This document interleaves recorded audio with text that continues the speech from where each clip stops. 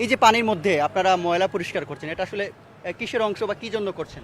গতকাল রাত থেকে ভারী বৃষ্টি বর্ষণ হয়েছে, এই কারণে জলবদ্ধতা সৃষ্টি হয়েছে।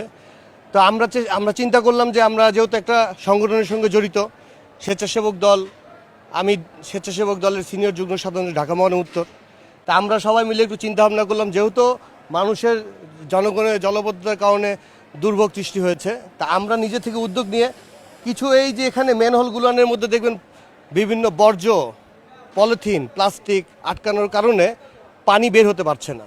তো আমরা নিজেরা চিন্তা করলাম যে এখান থেকে যদি আমরা এই ম্যানহোলের মুখগুলো যদি ক্লিন করে দেই, তাহলে পানিটা খুব দ্রুত বের হয়ে যেতে পারবে। এটার কারণে জনগণ স্বস্তিতে চলাফেরা করতে পারবে। এই উদ্যোগ থেকেই আমরা আসলে নামছি এবং আমরা এটা কাজ করছি। এটা তো আসলে প্রাকৃতিকভাবে হয়েছে, এটা তো কারো সৃষ্টি করা না।